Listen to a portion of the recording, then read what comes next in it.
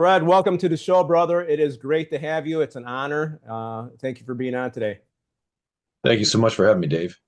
Absolutely. So, you actually grew up in the Midwest. I actually live in the Midwest as well. Where did you grow up, Fred? Right in the center of the continental lower 48 states, place called Overland Park, Kansas. Oh, And beautiful. I've been to Overland. Yeah. yes, it's right outside of Kansas City. So big Chiefs and Kansas City Royals fan. Awesome, awesome. Actually, I went there I actually used to work for a consulting company and we were consulting for Sprint. So I went there a long time ago. Oh yeah, And the worldwide headquarters. Yeah, yeah. And I actually went to the Kansas City Stadium, not for a game, but it was what was the name of the it was for a Christian event. I'm trying to remember the name. It used to be where a lot of men used to get together. So it's like, oh, this is pretty cool. I can't remember The the name. indoor stadium. It was actually back it was probably like 20 years ago. It was still outdoor. So Oh, okay. yeah. Maybe the Arrowhead Stadium or Yeah, I think that's what it was. Yeah, so it's a great yes. place to live. They wanted me actually to move down there. I go, all right, how much more money are you gonna pay me? It's like, oh, we'll pay you the same. I go, no, I'm not moving, Oh, which is pretty yeah. crazy. You could have But better barbecue. yeah, yeah, exactly. Yeah, barbecue was great. Yeah, actually, Yes. I went to a restaurant even during lunch, and the wait was like half an hour. It's like what? Yeah. It's Which, big famous for barbecue beef. yeah, it's pretty amazing. So let me start off with the introduction, if I may. And if you need to add anything that I left off of your introduction, please add on to it. So that okay? That's fine. All right, perfect. Today you're about to hear a story about what every American needs to hear. We're honored to sit down with a true warrior, Fred Galvin, a retired U.S. Marine Corps major, combat tested leader with over 26 years of service, from commanding elite Marine recon and raider units to leading men into the most dangerous missions on Earth. Fred's journey is a raw testament to courage, sacrifice, and perseverance. Fred just didn't face battles overseas. He fought a brutal war back home when him and his Marines were wrongfully accused in Afghanistan. Against all odds, he cleared his name and emerged stronger. Today, Fred's pulling no punches. He's here to share the hard truth about leadership, loyalty, betrayal, mental toughness, and what it really means to stay focused and stay winning when the world's turning against you. This is not just another podcast, it's a master class in resilience, a wake up call, a reminder what it means to stand your ground when everything is out of line. Fred is the author of A Few Bad Men, the true story of U.S. Marines ambushed in Afghanistan and betrayed in America. Let's get started, Fred. Fred, how many years did you serve in the Marine Corps? I served just under 27 years, 27. Okay, 26, gotcha. 26 years, 10 months, and 19 days. Man, that's a long run. Yeah, Congratulations. thank you. Did you join the Marine Corps right out of high school? Did, yes, sir. 1 week after high school, I graduated from Rockers High School in Kansas City and then went Okay, to boot camp perfect. in San Diego. So was college not in your future right at the time?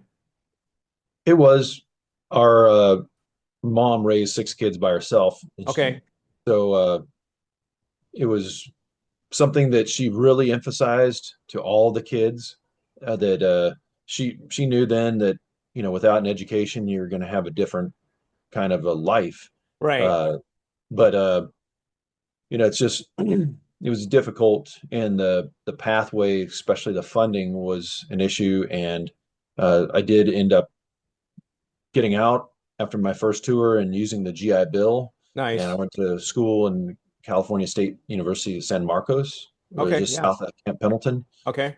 And I finished there and then worked as a stockbroker for 2 years. And then, but my goal was to get a degree to satisfy what my mom wanted. And I knew a degree is important for whatever you Right. do. So the goal was to get the degree and go back in the Marine Corps. Um, I did get sidetracked a little bit with this gal who I was dating at the university, and once she was out of the picture, then I went and got a commission, which I attempted to get in as a back as an enlisted Marine, but there was um, a shortage of. I was a sergeant at that time in Okay. the reserves, and due to the cutbacks in the Clinton administration, they didn't need any sergeants. So that to come back on active duty. So it's, you're competing for a certain amount of boat spaces. And because of my age, I think I was 24. So I Okay. applied and it was still easy to get into become an officer because they needed off people with degrees who are physically fit and didn't have rap sheet you could get in the yeah. Right, right, right. Were you a good student when you were in school? I was. Okay, Yes. I've awesome. always enjoyed American history and military history, and that was I finished with a double major. My first was in history. I Okay, love studying our national history in America. that's awesome. And what was the single most valuable lesson you learned while you were in the Corps? Um, Single most valuable lesson is that when the odds are against you, no matter what, that they can be completely stacked where it appears, and everybody around you could be telling you like, "Hey, this is there's no way out." Uh, that through your faith, there is a way out, and that's the way that you need to take, despite anything that may discourage you. So that's kind of the story that I ended up living. It didn't start out that way. I mean, when I was a younger guy, it was like Peter Pan, it was a fairy tale, Never Never Land. Just everything was great in the Marine Corps. I thought the Marine Corps was the most awesome organization, and I still think it has. A lot of people will say the opposite, Dave. They'll say, screw the Marine Corps. It's a flawed organization. It's the Marines that are great. And I would say, yeah, I mean, the Marine Corps is a great organization, but also there's some, like the title of the book. I don't say all people are bad men. It's a few bad men. Right. There's a few people. I mean, you and I probably experienced some of the same things where some of these friends are lifelong friends and they're great people and they love their country and they work hard and they're just extraordinary devoted people. And the Marine Corps just brings that to a whole nother level. But then there's a few people, and I found generally it works around the subject of power, and when they get power, it's kind of intoxicating, Right. and Goes they through their head. abuse that. Yep. Yep. Yeah, and then they just want to like make certain people's lives hell, and if they can, in some cases, and like this case, they can abuse that to the point where they destroy either like the story in the Bible with David, where an innocent life of one of their subordinate warriors is destroyed. I'm not trying to compare myself to that, but I'm just saying that is an example of how when you have that type of power and you don't have somebody who can mentor you and there's no guardrails or guard dogs to stop you, and that's how it is in the military, is some of these leaders have absolute power and they will destroy you. And in our case, I don't want to give the book totally away, but we were caught up in this war crimes case, the longest war crimes trial in Marine Corps history. And um, they used the law, they used the media, they used the military's power and lawyers, and it took 12 years for me. I'm just, like I said, a guy from Eastern Kansas. I wasn't raised in the media at all, and but I had to learn, I had to grow up. Like the Bible says, when I was a child, I did things as a child does, and as an adult, I had to learn to be a man. And I had to understand that, okay, just like they taught us in the Marine Corps, if we're attacked, we counterattack.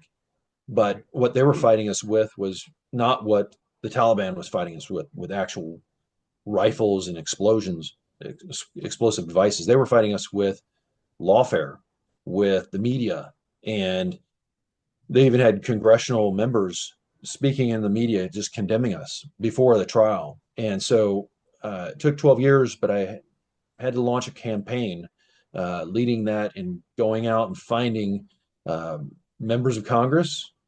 Finally, it ended up becoming bipartisan and bicameral, both houses. And some of these were former military members, like Ruben Gallegos, um, and coordinating with the media and getting a lawyer and going to have a congressional resolution. And it was a long campaign to clear our Marines' names, but it took 12 years. And the Marines, they fought back. We killed people who were shooting at us, and the media had just smeared us. And I don't believe that was just unintentional. And that continued with these drive-bys for. I mean, I served 7 more years after this trial, and it just why would the media, Dave? You're a podcaster, and it's hard for members of the media to pick up a story that's old.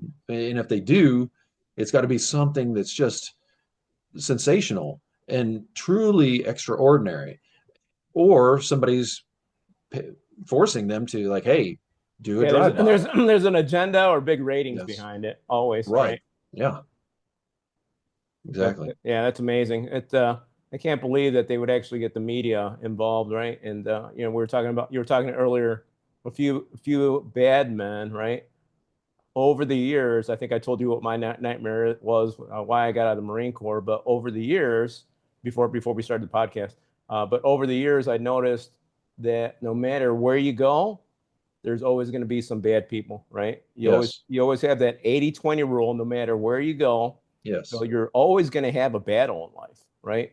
One thing that I learned over the years too, like Fred was saying, David relied on God. God is a huge, huge pillar to back you up. And I just remember the name of the event was called Promise Keepers. It was where a lot of Oh yeah. men used to go for Oh, that. that's right. So there used to be Yes, Promise Keepers. I just remember that when we started talking about that.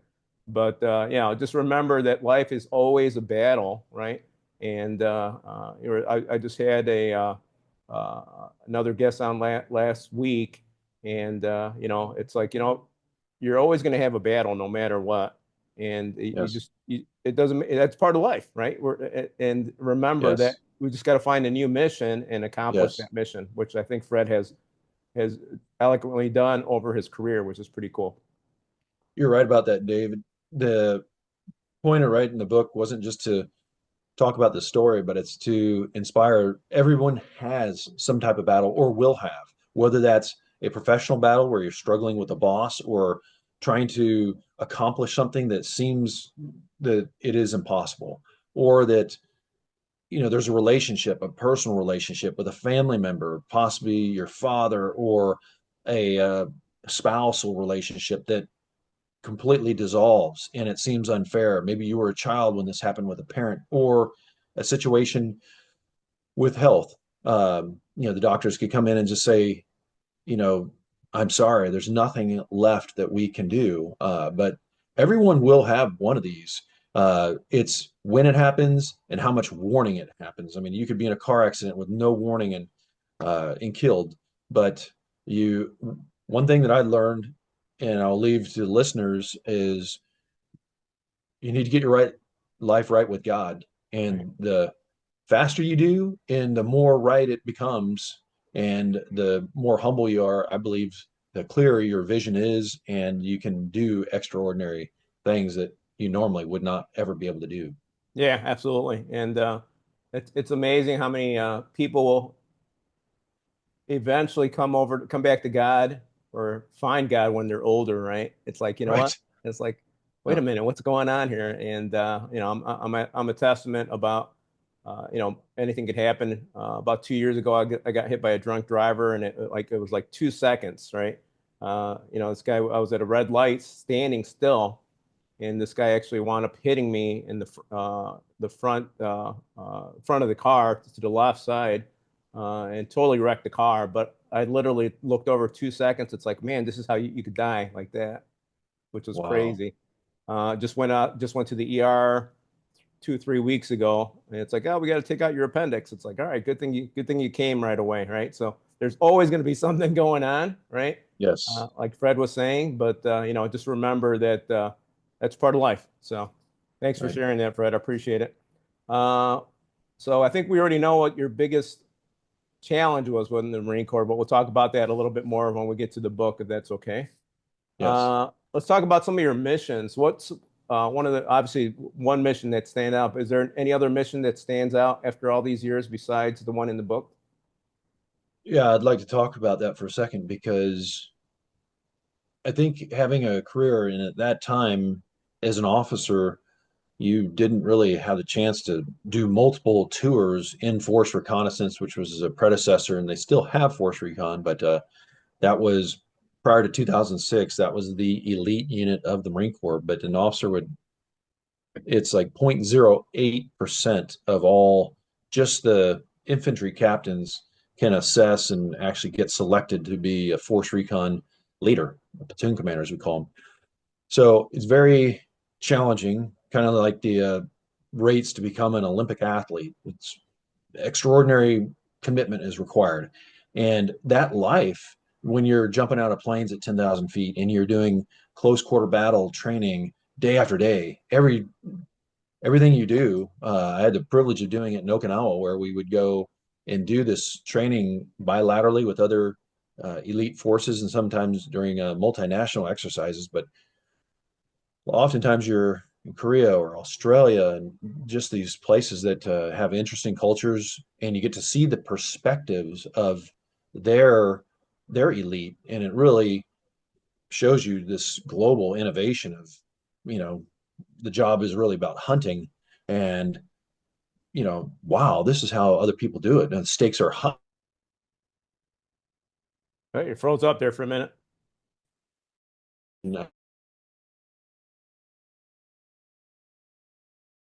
Having a little bit of a delay there, Fred.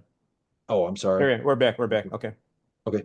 Uh, there was this mission when we were prior to the Marine Special Operations being activated, and this was with a First Force Reconnaissance Company, and it was in Iraq, and it was in 2005, and we had just replaced a platoon from the East Coast that had taken extremely high amount of casualties as they were fighting during Battle of Fallujah. And Oh man. we knew that this was during the height of the insurgency in Iraq, and we were in Western Iraq.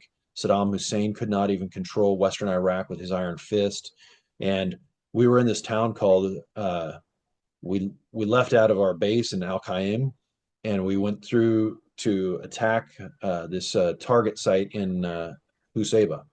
And on the way, and I described this in the book, A Few Bad Men, a little bit, we were ambushed, and we used to roll deep. When we'd be in convoys, we would have um, pushed out and away so that nobody could hear, but we'd have fighter aircraft, Okay. F-18s, and they'd be providing surveillance. They could see what's ahead of us at night with they had these lightning pods, which is a targeting pod that could see what's going on. They could relay that information directly to us in our Humvee convoy.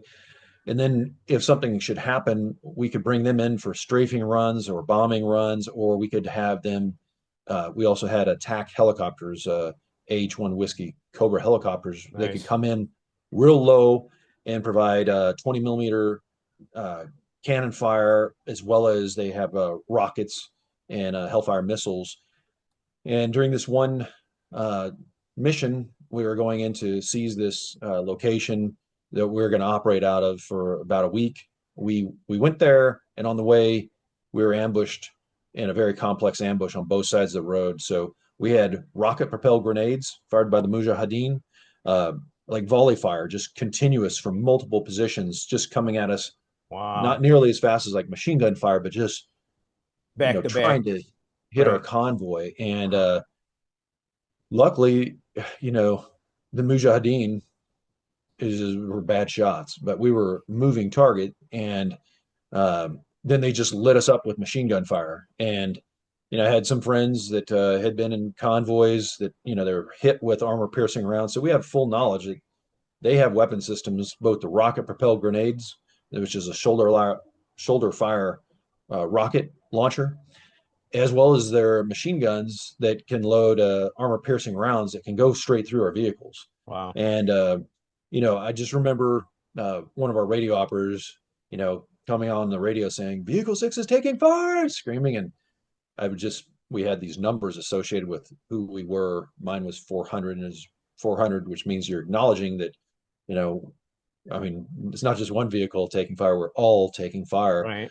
But one of the things that's important as a leader is you must be the one that's calm during a crisis. So when everything, you're in this fire sack and everything's coming down on you, your men have to look at you with the knowledge that, you know, and later on, uh, that Marine, he was a staff sergeant, he said, "Sir, you sounded like you were asleep."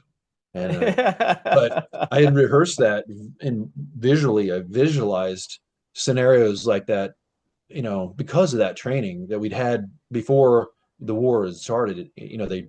They drill this into your head so many times. You do so many rehearsals, and that has to be expected. And there's tough times, if you take casualties, it's hard to, but they train you at that as well. And that's what I believe really helps when if somebody is wounded, they have this understanding so they don't go into shock because they've mentally and visualized that so many times. They can do self-aid, they can put a tourniquet and stop the bleeding, and they can continue to return fire if it's, like a superficial wound. But it's the training that the Marines in that community of force reconnaissance and now also Marine Special Operations receive truly is world class. It is, you know, that was that particular mission and the training that led up to that is a testament to all those that developed uh, these standard operating procedures that we would rehearse, ad nauseum to make into muscle memory, and not just as an individual, but as a unit. But they Yeah. also named our unit, they nicknamed Divorce Recon because you would have all these different missions, Okay. ship, seizing these ships or personality targeting, which is going after high level leaders um, on land targets, and then doing deep reconnaissance, but all kinds of special insertion skills. So you're always constantly training, and it's not something that is really good for a stable family in most cases. Absolutely. I think I heard you on saying in another podcast that a lot of the guys were single, Oh yeah, so they could actually stay focused up when they're doing that. So you did quite a yes, bit of training. You did boot camp, you did OCS, you did recon training, which is, amazing. I think that kind of helped out a lot. So I think did that kind of forge your mindset to be successful, or was it other parameters? great question. And I think a lot of Marines they they join the Marines with some characteristics and attributes that are both good and bad. Right. And I would say that some of our family upbringing, there was some tough times. And I described that in the book, A Few Bad Men. And then there was some things that I look back on, even after I retired from the Marines and went back to be with our family in Kansas as our sister was battling cancer. And I had the Oh man. opportunity to go back to our high school, and I saw the privilege that it was to go to this um, Jesuit preparatory school and to see that, like these teachers who also, this is not a joke, they'd get there at 7 in the morning and they would teach. And then after school, they would coach these sports. Oh wow. And we'd finish about 5:30, and they would have a family and they'd have to go home and prepare, for their, you know, correcting exams or the lesson plan. But they did that, uh, 9 months out of the year. In the summer, they were coaching as well. I had an incredible amount of respect because those teachers were so, precise, and they drove us to excellence in the coaching. I mean, at one time, I think we were rated in the USA Today poll like seventh in the nation, and we won the Missouri 4A state championship in football. But I just saw that some of the guys, the caliber of fellow students was just extraordinary, and it kind of made boot camp really, I mean, it was a walk in the park. I mean, I Yeah. really thought, man, this is great. Now we get to go outdoors and we can shoot and learn these things. I really loved American history, and they teach you a lot of history in the Marine Corps, especially in boot camp. And it was a continuation of this all boy Catholic high school that I went to male fraternity. It was just really it set me up. So I really enjoyed. And to answer your question and reiterate this is, I think people come in the Marine Corps with certain talents and they can improve on those. But some people, whether it's a psychological trauma or a physical trauma, and that can really take somebody out later Yeah, on. One absolutely. bad thing happens in the Marine Corps, and that person can literally be emotionally and spiritually broken. And it's hard, without your faith in God, it could be a hopeless situation. Yeah, and you and I talked about that last week. You helped out a fellow recon friend of mine, which is amazing. And we talked a little bit about physical, mentally, and spiritually, right? So it's like you have Yes, to have all three of those, or else you're off balance. And that's right. I gave somebody an analogy the other day. It's like having a stool with only two legs, right? Yes, If you don't have all three legs, you're gonna fall. right. You It's definitely true. will fall. So. So you did a lot of training when you were younger, obviously in the Marine Corps. How important is physical fitness and nutrition to maintain not just your body, but your mental sharpness as well? Very, very good question. So, um, they emphasize that in recruit training. Growing up, you learn a little bit about, the basic food groups and to eat healthy. But that was never something that was really a strong point emphasis of like Right, nutrition is so critically important.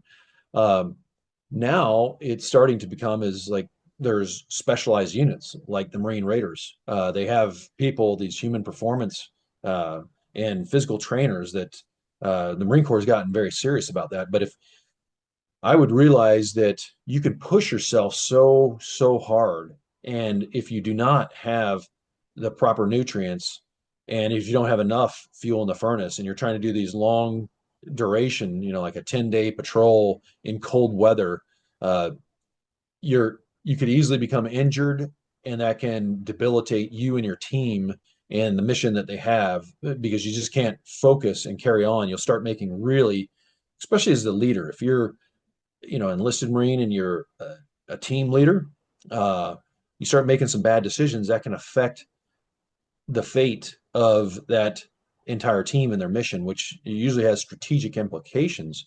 And unfortunately I've seen in one case, this was a sniper team that was from an infantry battalion, and they were so fatigued and exhausted with the heat they became overran, and the Mujahideen made like a propaganda video. This was in 2005. They overran their position, shot and killed one of them. Actually, two of them tried to escape. They shot and killed one. They captured the other, and they later killed him. But um, the consequences of nutrition and the impact on the mission cannot be overstated. It's just lack of nutrition and hydration affect your decisions and affect the lives of those that you lead. So it's critically important in the Marine Corps as well as in any organization. You have to get uh, not just the right quantity, but the right diversity and quality of nutrients in your body. right, absolutely. And it's amazing when we were younger, we never really thought about that, right? But Right. yeah, and Yeah. And I think the food was better, was healthier when we were younger. It wasn't filled with all these synthetic things like you see Bobby Kennedy's really trying to straighten that out. We have so many genetically modified, GMOs in our diets. And if you don't eat whole food that it optimally is organic, and you see some of this stuff, I'm not the food specialist, but being from the heartland, you can advertise that this cow is grass fed when it's really just grass finished. It was raised and fattened, and so it could go from calf to cow to market really quickly. But it's just like the last shortened period, he was put to pasture and eating grass instead of grain. But that grain and some of these hormones is what causes a lot of inflammation, a lot of internal digestion issues that a lot of people seem to be having these days. So right. eating the proper food is more expensive and does require an investment of your time. to gain that knowledge, but it's so important, or you just start running your body down. And I've experienced that in the Marine Corps, as well as because the Marine Corps doesn't have a gourmet cuisine. It's just Right. a slop shop that's usually serving burgers and some greasy food. And same thing afterwards. I mean, there's a lot of choices. Americans now, have a higher level of obesity than we ever have. So it's important to eat the right types of food. So what do you do to make sure you're eating the right food now, and what are you doing for like physical fitness for yourself now, Fred? Oh, so I kind of went back to how it was when I was younger because I grew up and was heavily involved into studying Okinawan karate when I was a young Okay. kid Yep. until I started playing team sports at high school level, and then the Marine Corps. And I will say the one thing that those three have in common is they teach you this real regimented routine of you warm your body up, you get your thermal temperature up, and then you stretch the muscles. So, now that they're warm, you before you do anything dynamic as far as putting a load on, you stretch the muscle, and then you can do, hitting and strikes and or running track or playing football. But if you don't, and a lot of times as the war would go on in the Marine Corps, physical fitness was kind of like expected. It's a given. It's something that you do on your own before you show up to work. And when your workday is like 12 hours long, sometimes you'll cut the corners and you'll say, I just want to lift weights, or I'll go for a run, but I won't warm up. I won't stretch the muscle. And you learn the hard way because you start having these orthopedic injuries that, began to plague us. And, when it's just done individually, there's, less emphasis and less mentoring to, hey, make sure you get a warm up. And so, but now I've returned to like what I did in my youth. I do a warm up. I get on a cycle and, get your thermal temperature up. My doctors, I've told you about some of my injuries, but they've told me not to run. So, but do whatever you need to do for, at least 10 minutes, ideally a little bit more, like 30 minutes to get your temperature up and then to stretch that muscle before you start doing anything dynamic. And, but as we age, it's critically important to put a load and do some resistance training, especially Right. uh, for your lower body. And if you have weak legs that or you don't use them at all, they will deteriorate very quickly as we get over 30. There's this phrase, and I'm not a doctor nor try to play one on TV, but it's called sarcopenia. And if you don't use, the resources that God gave us in our human bodies, they will eventually go away. And people say, "Oh, muscle memory," like, well, they go away real quickly. And over the age of 30, and without proper nutrition and any resistance training, that's so the real foot stomper here, Dave, is you really need that strength training, but it's Right. leave one of those legs out as far as warming up, stretching, and resistance training or strength training. You have to have all three and a balance of those instead of just, some people do yoga and that's wonderful, but as you age, strength training, and you can incorporate strength into some yoga routines, but it's critically important in my unprofessional view. Yeah, it's amazing. When I was younger, I never warmed up, right? So Yeah, now that I'm getting more and more every day, I'm getting younger, right? It's like I do some strength training, but I jump rope before that to make sure I get that good. cardio and stretching in. So that kind of warms up my muscles, which is pretty cool. And just for food wise, I just actually used an app that Sean Ryan talks about. Okay. It's called Yuka, Uyka. I was just at the store with my daughter yesterday. She likes yogurt. I go, let's scan this. It's an app. You just pull out your phone and start scan the barcode. It tells you poor or good or whatever. So we scanned the yogurt she usually likes, and it was said poor. So it's like, all right, let's find another one. So we found Wow, one, and it gave it a lot better rating. So there's technology out there to help you to make sure you're eating right as well that's great. if you're not doing a lot of the studying, which is pretty cool. Just getting back to recon. So you did recon and Marsoc. For the community that's out there that does not know a lot about those two, Can you explain the difference so they can understand that and dive into that, how you got into the Marsoc as well, please? Yes, so this has changed over the years, and just go over the highlights and overview. There's a The conventional Marine Corps is, they always say the backbone of the Marine Corps is Marine Corps infantry, and I would agree. And the Marine Corps is a war fighting organization that focuses on that ground combat element, specifically the rifleman on the ground that is going to locate, close with, and destroy the enemy. That's the mission of the Marine Corps Rifle Squad. So, but in reconnaissance, and I'll talk about recon and force recon as well. Reconnaissance is a mission it directly supports the ground combat element.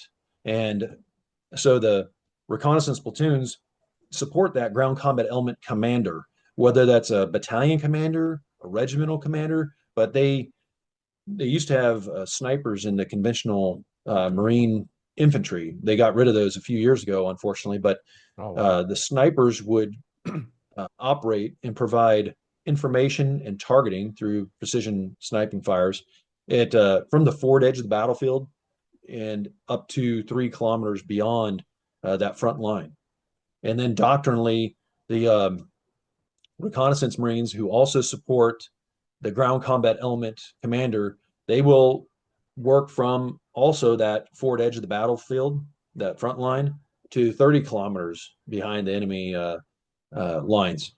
Okay. And then doctrine, sometimes you have this, where everything's blended together. There's no real enemy lines. It's, that was older doctrine, but doctrinally, force reconnaissance supports, the reason they call it force is there's a Marine Expeditionary Force, a 3-star commander, and they typically will support that Marine Expeditionary Force, the MEF commanders, or the higher level commander that they're assigned to. So if we go out on ships, instead of that supporting the battalion, the infantry battalion, they will support the overall commander of the Marine Expeditionary Unit, which is a level down from the Marine Expeditionary Force. So they'll support a full bird colonel that deploys on 3 amphibious ships that take Marines all around the world. And those types of missions, the difference from force recon is you go from the front lines to 300 kilometers deep beyond the inside enemy territory. And then there's also you can support the mission of reconnaissance, and then you can do visit board search and seizures, which are ship seizures, Yep. and then direct action raids, which is a raid to destroy a specific target site or capture or kill a high level leader. And then so there's various insertion methods, whether it's coming in from Marine combatant diving, an infiltration dive, or parachute operation, or small boat, or helicopter, or working with an indigenous force to drop you off, and like a civilian vehicle. There's all kinds, and we have some of our own vehicles. But those are the 3 mission sets of seizing ships, doing deep reconnaissance, and doing direct action raids that Force Recon has. And then on the Marine Special Operations side, one of the main big differences, there's a few, is that they work for the Marine Special Operations component. So they work for a Marine general who works for the Special Operations Command commander, which could be an admiral, like a Navy SEAL, it could be an Air Force Special Operations general, or an Army. We haven't had a Marine command it yet, but that's their Marsoc's higher headquarters. And Marsoc, when it traditionally deploys, they will work for what's called a joint or combined with multinational forces, either a combined and or joint special operations task force. And normally, in most cases, that's commanded by either a lieutenant colonel or a colonel, and they can be deployed anywhere in the world, the Philippines, Afghanistan, Iraq, or places in Africa, where we have these special operations forces around the globe. And they will do unconventional warfare. They will do a lot of direct action and specialized reconnaissance. and they get a lot of this training from the funds of uh, Special Operations Command, but they get the equipment from the Marine Corps. And if some of this equipment needs to be modified, whether it's a vehicle or communication, that then Special Operations Command will basically do a bolt on and send it to places like Letterkenny, Pennsylvania, and enhance the existing capabilities of a service related equipment that we are equipped from the Marine Corps with. But that's kind of the down and dirty of Awesome. recon, Yeah. force recon, and Marine Special Yeah, Operations. most people don't understand that. A lot of people know about the SEALs, but a lot of people don't know about recon or force Right. recon or Marsoc. So thank you so much for explaining that. Which one did you enjoy the most when you served? Uh, What did you feel like you had all the three best? were great, and I Okay. did serve in reconnaissance and force reconnaissance and Marine Special Operations. I would have to say that uh, the richest memories that I have were from Force Recon. Okay. I was in that organization a lot longer, uh, did more overall missions. I'm Nice. not trying to take away anything from Marsoc, Right. uh, but I think in Marsoc's infancy, they literally chose the headquarters, the cooks, bakers, and candlestick makers that are providing you resources. They chose that from a organization that first stood up called the Marine Expeditionary Brigade, and that was commanded by I think a one-star general. And so that headquarters, and that first started out to be an anti-terrorism brigade. It Okay. was like high-speed mission, and Right. they stopped deploying, and it became an organization that those on the East Coast, Camp Lejeune specifically, if they didn't like you or you were non-deployable for some medical reason, they would send you to this brigade headquarters. Oh wow. And it was a lot of the people that weren't the top tier folks, and that became our headquarters. And those uh, those leaders now, all of a sudden, now they're special operations, and you'd see these counterfeit leaders that would get license plate that say Marsoc Doc, and just this phony, and they weren't special operations qualified in the least. Oh wow. Never been in harm's way, but now they're wearing the T-shirt, and it was just uh, kind of revolting. It's disgraceful, but yeah, Yeah, that's kind of sad. Yeah. that's not the way it is now. They have a It, much better weren't you part organization. of helping Marsoc spin up or no? Yes, I was the first commander of That's what I the thought. Marine Yeah. Special Operations Task Okay. Force. So they Awesome. selected me, and I was in Camp Pendleton with First Force Recon Company as a platoon commander, and then I got promoted to major. And then as they stood up Marine Special Operations Command, they selected me to command, and so I moved from California to Camp Lejeune, North Carolina, to be the first commanding officer. Awesome. All right. Yeah, that must have been interesting getting that started. It We was. won't dive into all the details, No, but we'll read the talk book. offline Yeah. about that one day. Yeah. Uh, you helped my friend the other day. So did you struggle with any PTSD or TBI yourself? I would say yes. And some of Okay. those symptoms are things that when we started going to battle, we didn't really know what these symptoms were. And, it's just this mindset in the Marine Corps is, hey, suck it up. Right. Like this is a man's club. In this gun club, we got rules. First Right. rule is don't talk about, the fight club. And, it's just this uber mensch, be tough. Right. And so what happens is, you're processing a lot of trauma, some things you see on the battlefield, the grotesqueness of people's bodies ripped apart, and in the emotions of seeing someone that and in the Marines, especially men, we don't like to use the phrase love, but you're working so closely with these, but you do have this brotherly love You have that for, connection, right? Absolutely. yeah, you're serving besides these, and there's so much shared suffering. And then you see somebody who's bleeding, who's wounded, in severe pain, and you just have to absorb that in the moment. You can't break down. You have to wear this mask. But Yeah, later on, the battle doesn't yeah, stop, right? Yeah, you have to keep going. Yep. yeah, you have to use superior firepower to win in those at the moment situations. But then later on, when you can Mhm. reflect on that, and that's where some of what we just had talked about, David, where if you're not getting proper nutrition, exercise, and sleep, Oh, you can it's have brutal. chinks in your armor on your physical body. You have these orthopedic pains that you may be taking some pain medication for. Uh, and then that leads to some longer term debilitation if you don't fix that problem and you just put a bandage over it and you continue to hit the overdrive and like, hey, you know what? I'm going to go out on the next deployment, even though I have this knee and back injury. Now I got this neck pain, and I'd suffered through all this kind of stuff. So now you're seeing some things that you can't unsee and you can't really process. And back in those days, uh, your security clearance was jeopardized if you went to go talk to a mental health professional. So Wow. you're keeping all this bottled up, and then And they they said, really made you suppress everything, right? So I sure right. you can't go out. Wow. And then later that changed where you could talk to mental health care professionals and they started becoming integrated more, which was good. But one of the bad aspects is sometimes they are very liberally loading people up on some of these psychotropic Yeah. medications. Yeah, And they're mixing absolutely. that with a pain medication.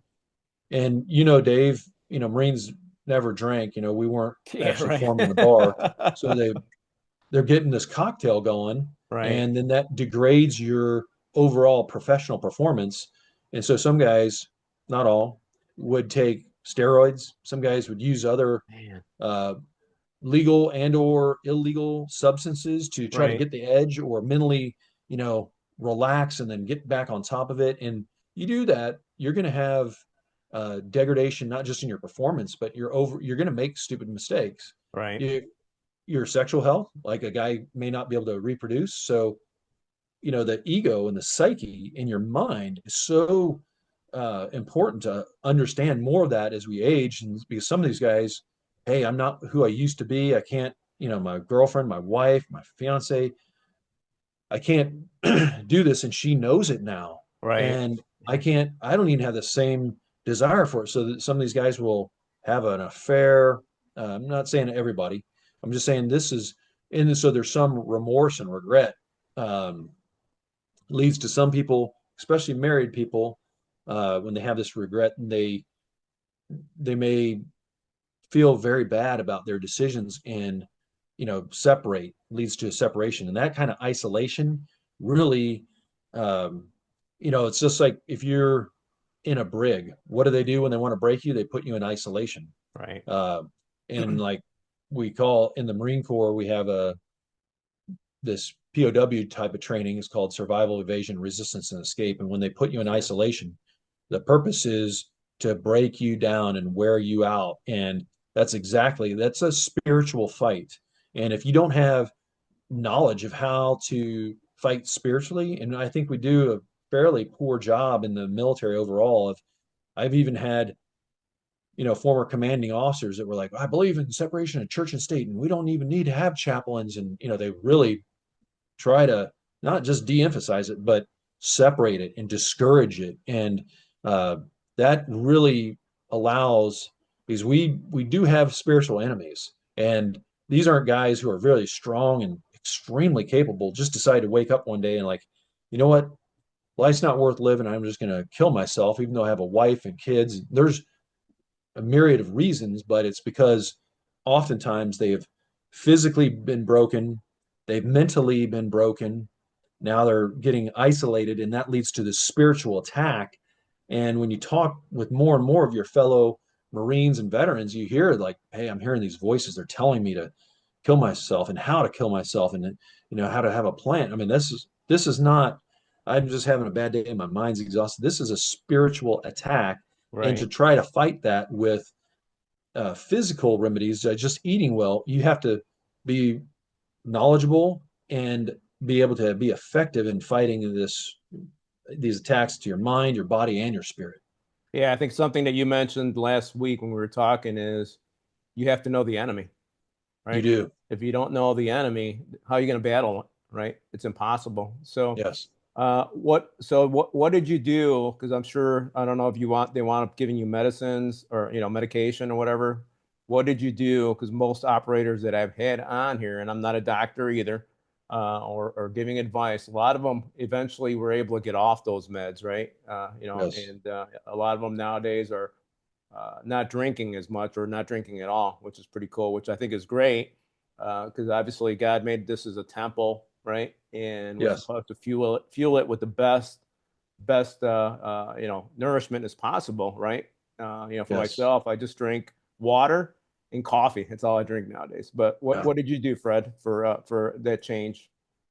Okay. So when we're attacked, mind, body, or spirit, there's usually pain involved, and to understand the source of that pain, and the spiritual side is the only side where you're actually dealing with an adversary who thinks, who is, the Bible talks, he's there to rob, steal, and to destroy.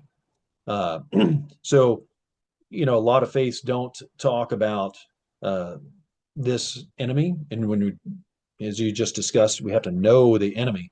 And when you don't know the enemy, you don't know their hierarchy.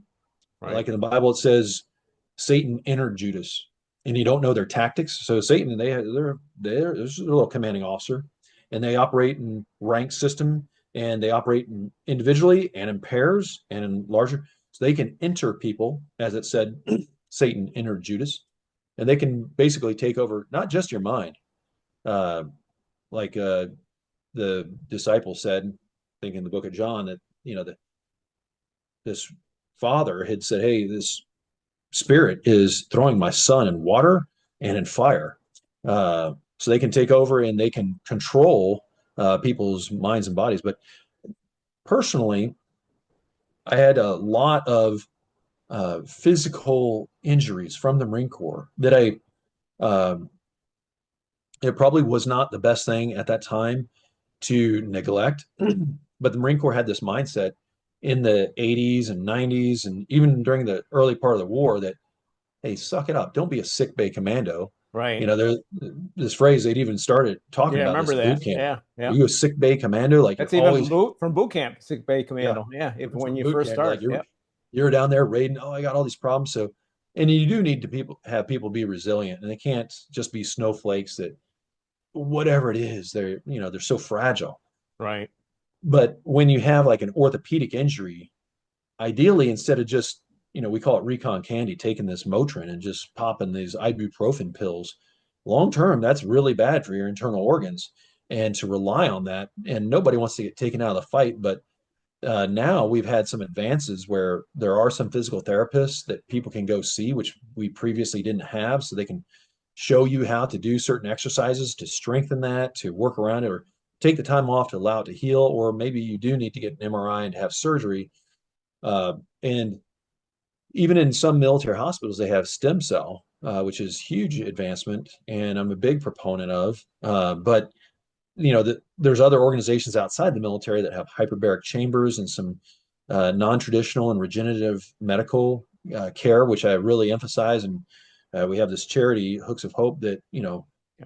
makes people aware of this and provides knowledge and opportunities for people to get involved in healing their bodies. But yeah, I hit the override button and really destroyed large parts of my body. That it now, and as an older person, I go back to what I did when I was a kid, like I mentioned, warm up, stretch, exercise.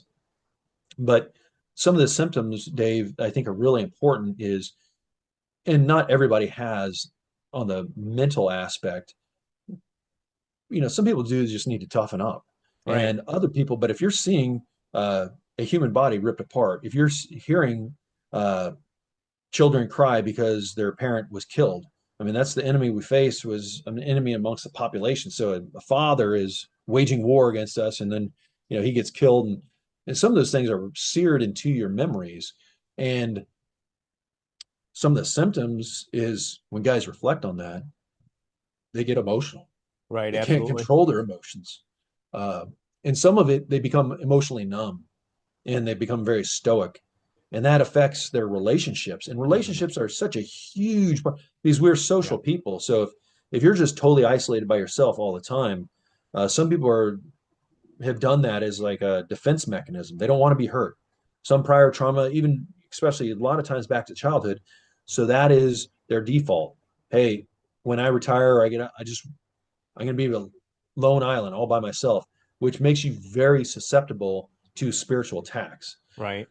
And I see a lot of guys once they, have these physical injuries and they medicate and they get some mental and then they get psychotropic drugs and they make some bad mistakes career wise, relationship wise, then they isolate themselves. At that stage, that is where you have a high preponderance of veterans that, especially when there's substances, when I Hmm. say plural, like a cocktail of these things, they that's a gateway.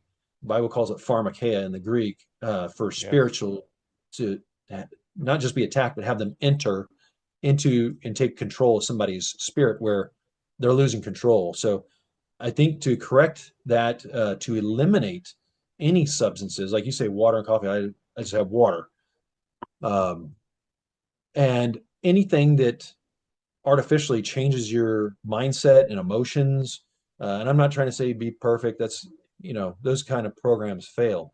But to get as close to a natural, clean diet and to have a lifestyle where you strong point your sleep and you emphasize, okay, what do I need to have for my mind? Because your mind is very important. I'm not some doctor. I've just learned some things over the years. A lot of people I do recommend a gentleman that's become a friend. His name is Chris Free, and he's written this book called Operator Syndrome. Okay. But when your mind, let's just compare it to a computer, when it can't cool down and it's always operating, and you're doing so many applications, sort of like your phone, it can overheat It's gonna and crash. Yeah. it can crash. And like if your mind is constantly being loaded up on dopamine because you're watching all these videos, dopamine is a natural hormone used to just like adrenaline, it's used to for certain situations, like adrenaline for fight or flight or freeze. There's certain aspects where we need to fight or run away to survive. Same thing with dopamine. We're used to getting dopamine from working and accomplishing something, but when you're just getting loaded up on dopamine from watching all these TikTok videos, that has consequences. Just Right. like if you're taking a psychotropic substance and you're loading up on that, or some guys get loaded up, but they find these steroids. And Hmm. the Marine Yeah. Corps, when you talk about explosions, there's these equations how to design specific explosions, and they say P, it's a mathematical equation. They say P equals plenty. So just use some more. And some people Oh joke my around and gosh. apply that to like, oh, you know what? um, I got prescribed this testosterone replacement therapy, and I've had some really good results. So I'll start using more of it. And uh, again, that relates back. Mind, body, and spirit are all intertwined, and your ego can lead you to making some bad decisions that shut down part of our natural body's performance that allow problems in relationships with anger Right. and performance. So it's really important to have, um, I'm not saying don't. I mean, there's a lot of people who have found great uses with peptides and Yes. supplements. Yep. Uh, and I'm a proponent of that as long as it's done professionally. If you have your blood work done and the doctor is advising you, like, hey, this is able to heal your body, like there's peptides called BPC 157. I'm sure a lot of your, and there's another one, TB 500, that can tremendously, just like with stem cell, and especially combined with stem cell, they can lead to muscle repair when you've had muscle tears or surgery. Some of these peptides have some incredible advances, and it's really important for people to become knowledgeable and aware that it's just instead of taking ibuprofen for years, which can lead to dependency, it can lead to long-term and larger usage, like overdosing and stuff, can shut down and destroy certain functions of your internal organs. So again, I'm not a doctor, but I've seen this happen to a lot of people, and that's what led us to found this Hooks of Hope, because we've seen people become debilitated, their mind, their body, and their spirit. And these are real things. I would not speak to you, Dave, or I would not come on your show to say that I have not personally seen Yeah. and or heard people describe these voices talking to them. I mean, we've probably all seen now in today's age people walking the streets homeless. that are Yes. talking to themselves. Right. Well, that's not just, the person's angry and they're just having a little discussion. That's a spiritual attack. Somebody, spirit has entered them and taken control, and they're actually having this conversation, but that is not literally of this world. Right. That Absolutely. is an evil 100%. spirit. Yeah. Yeah. I think, and I think a lot of veterans or just general people and, just general public, they're getting bombarded by, pharmaceutical ads. They go to the VA, they go to their doctors, and the doctors are unfortunately just giving you a Band-Aid, right? They give Oh, you a yes. Band-Aid. It's like, hey, try this, see if this works for you, right? It's like, and they call it practicing medicine for a reason, right? So, I think definitely you should be your own advocate for your own health. Try to figure it out. And if you could talk a little bit more about your foundation you just mentioned, who could participate, what they do there, because obviously you and I have learned over the years, on our own. But if the younger generation can actually learn now, they'll be way ahead of the game, right? So if you could talk a little bit about that, hooks of hopes, that would be great, Fred. Yes. So last year, Dave, there was an extraordinary large number of uh, veterans from the reconnaissance, force reconnaissance, and Marine Special Operations community, to include several that I had served with, and one very close. Uh, because of their suicides, Right. I was discussing with a friend of mine. He's a former Navy doctor, anesthesiologist, who has, in addition to practicing anesthesia, he has a uh, functional health practice, Nice. and they do regenerative medicine that heals uh, using stem cell and different peptides and ultrasound, and there's a lot of techniques. And he said, Fred, a lot of this is because of these physical injuries have led to mental injuries, and it especially combat traumatized. And sometimes people don't even have to go to combat. Like right now, we're not everybody's deploying to combat, Right. but especially force reconnaissance Marines and Marine raiders in these specialized communities are doing a lot of explosive breaching. Yes. So when you are blowing up the door of a house to enter and go in and shoot, the enemy, or you're sniping and using high caliber rounds that are going off and real, so that has a reaction in the soft tissue. And again, I'm not a doctor. I just went into depth, just like Bobby Kennedy's not a doctor, but he knows a thing or two.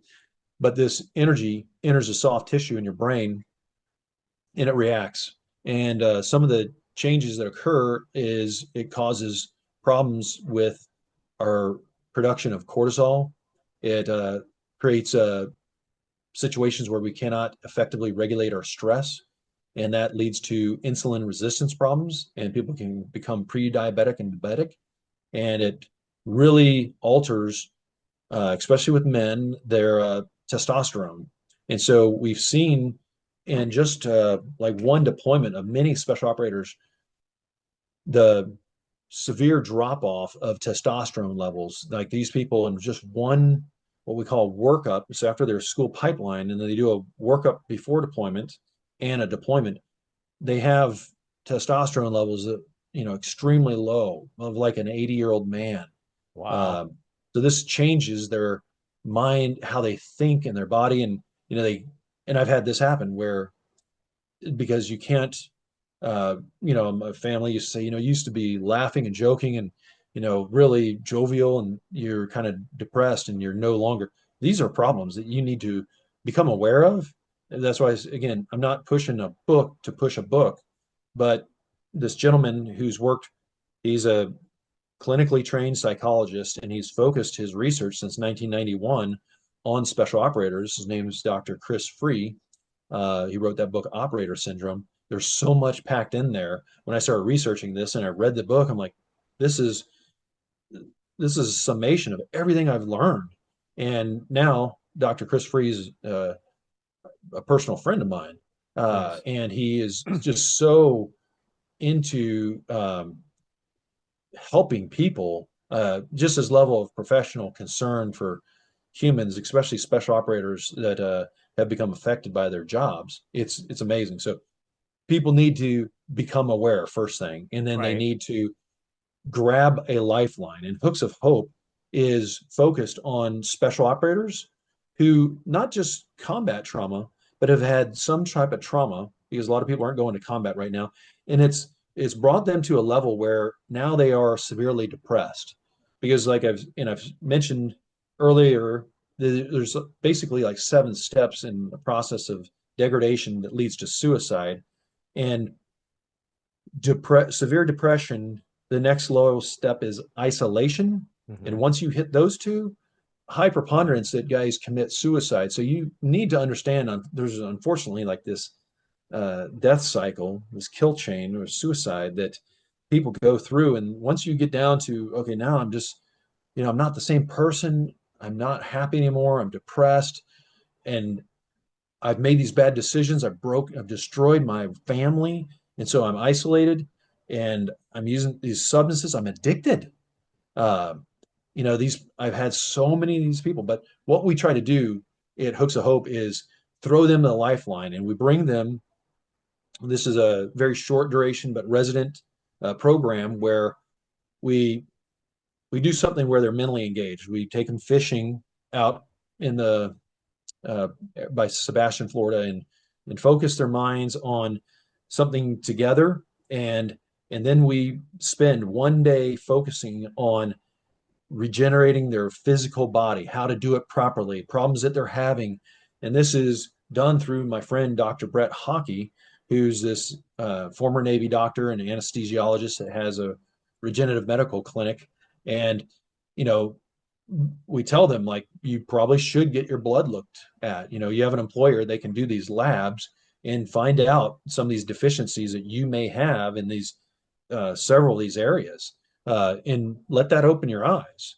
And then we also, Dr. Chris Free and others who are clinical psychologists trained specifically for special operators, we focus a day after that on the mental health aspects and understanding of some of the things that I've just described, some of the symptoms. Okay, now I've become emotionally numb. Well, that's not good.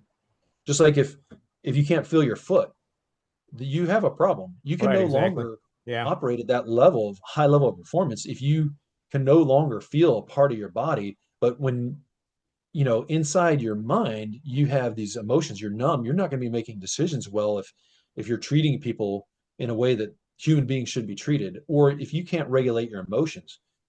You're laughing at things that are dead serious, or you're just completely um, angry all the time. So recognizing these and finding ways to counterattack and to work and prevent these. And then the final day is focused on spiritual understanding, uh, Attack. good spirits, bad spirits, and we take it from a Christian perspective and understanding, like they teach us in the Marines and in the different branches of the military, um, about spiritual attacks, knowing our enemy, who that person is, how Hmm. they operate, how they attack us, how their mission, what their mission is, and how they destroy us, and how to counter that. Because, like Sun Tzu, not trying to quote a Chinese warrior, but to make one quote on, he said, "Know yourself and know your enemy. Have Right. no fear in 100 battles." So first, we have to let people know about themselves, but we also have to understand that there is an enemy that is still trying to attack.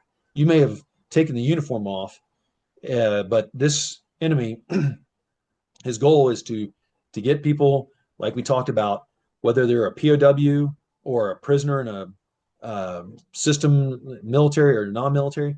They want to isolate you, and they can just constantly plant these seeds of doubt and harvest that and to kill you.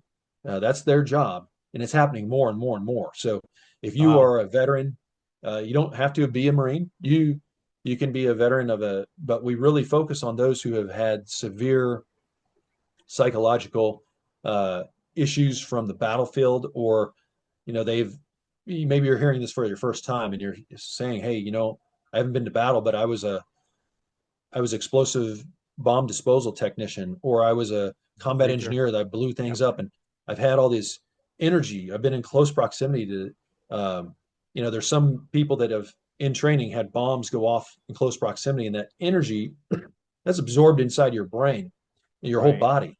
But once it gets in your brain, it instantly does a lot of changes.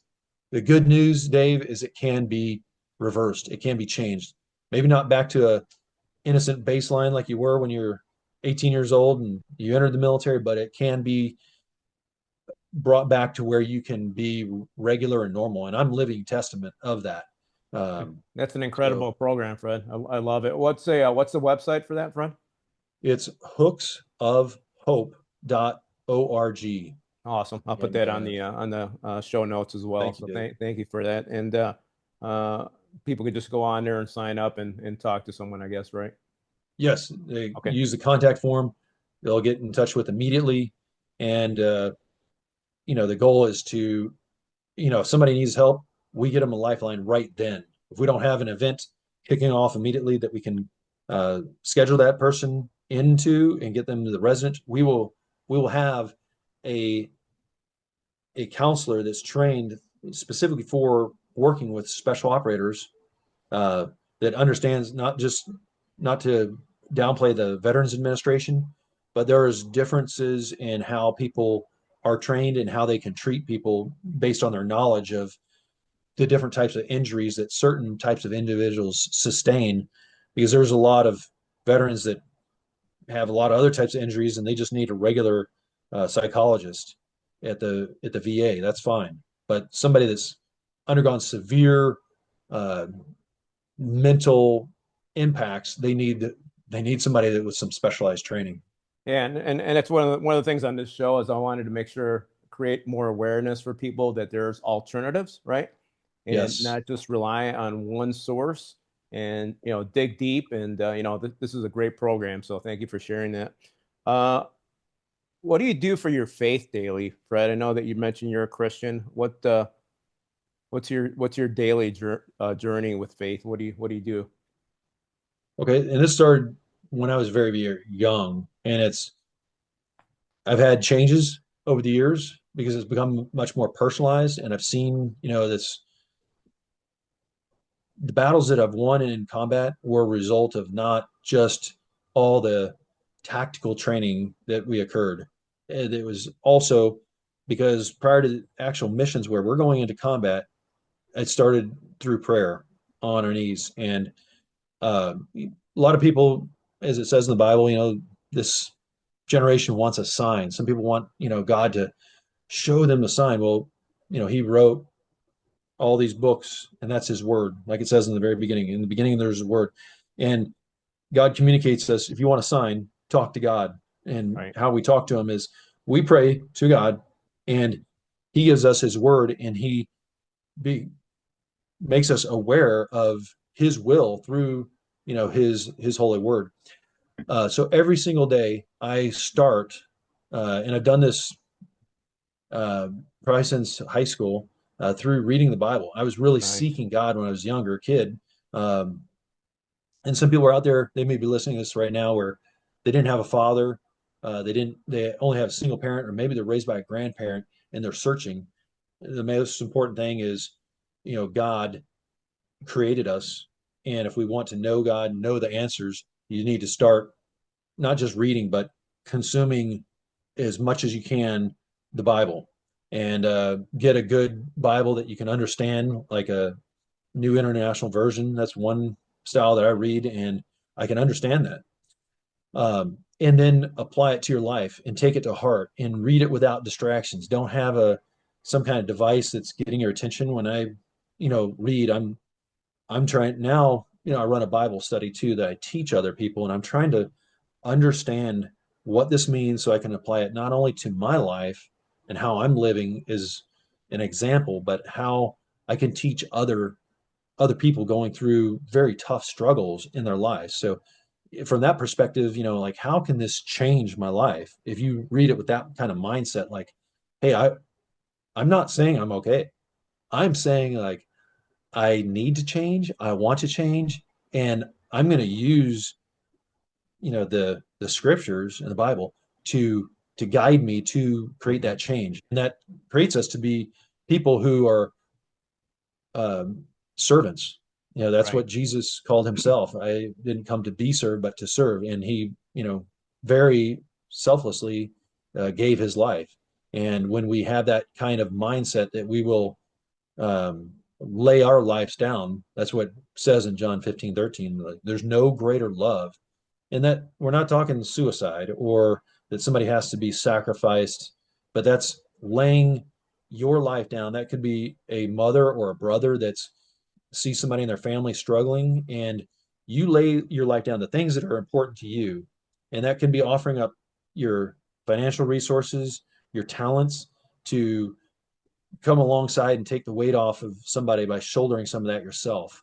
That's basically the golden rule. As Jesus said, the whole law and the commandments can be brought into, loving your God with all your heart, soul, your mind, and your strength, and to love your neighbor as yourself. And to do that, it goes back, Dave, to what we were just talking about. You didn't say love everybody, but as he qualifies it by as you love yourself. So you have to take care of yourself. And if you're broken physically, mentally, and Yeah. you have all this pain Yeah. in your body, you're not really going to be any good. And you're not going to be a credible example of like, hey, um, this is somebody I want to be like. If you're walking around with bags in your eyes, you're depressed, you have no emotions, people look at you like, you know, Who's this I don't guy? know if, Yeah. Yeah. yeah, it's not who I want to be like. Um, Yeah. so, It's amazing. For many years, and unfortunately, society bombarded us with so much information daily, right? For many yes, years, I would just go to church on Sunday. That was it, right? So nowadays, it's like if you have a personal relationship with someone, are you going to only see them one day a week? No, distractions. right? Exactly. So now I watch a lot of Christian TV. I read the Bible morning and night. Pray every morning and night, right? It's like, if you don't have that in your life daily, you're not following something that's our owner's manual, basically. So that's Yes. that's that's the way I kind of look at it. So thank you for sharing. Uh, let's talk about your book and what happened. Okay. If you could tell us a little bit about a few bad men. What can readers take away from your book, and tell us a little bit about what happened with the incidents in there, please. Okay. I'll give a high level overview so that, and the listeners, first of all, it's a very important book. And the most commonly used phrase in reviews was it's disturbing. And just like the book and movie, A Few Good Men, which is based on a true story, this is also a nonfiction. This is a true story. It's not based on a true story. Actually happened. It happened to myself and the Marines that I served with. So, um, but to go back to comparing it to A Few Good Men, many of you have seen that movie. If you don't recall it with your age, if you're yet too young, you may have seen clips of Jack Nicholson playing this Marine commanding officer down in Guantanamo Bay, Cuba, uh, of the Marine security forces down there. He said, if when he was asked if he had ordered the code red, he said, you can't handle the truth. And, it was this really interesting courtroom exchange between Tom Cruise, the government's prosecuting attorney, and a witness, which was the Colonel Jessup. But my point in bringing that up is we do not expect, and Americans should never tolerate that their most precious gift that they've been given by God and blessed with was their children.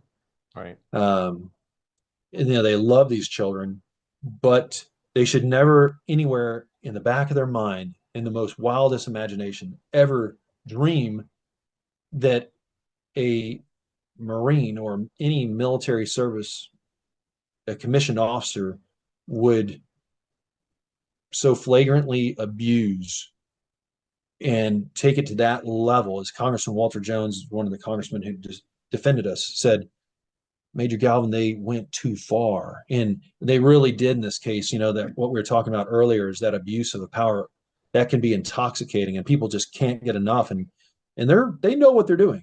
Right. These are general officers that did this. The one of Yeah, the men on the they're cover of smart that guys. book. Yeah, they know Yeah, exactly. Yeah, the we don't tactics. Yep. put 3 and 4 stars on people's collars that are idiots. Right. They may not agree with them, You may dislike them, but they are not stupid, and they generally know what they're doing, even when it's wrong. They know what they're doing. They've been counseled, and sometimes they surround themselves with corruptible people. Just call them functionally corrupt, that will do what they tell them to do, even though they know it's not legal, moral, or ethical.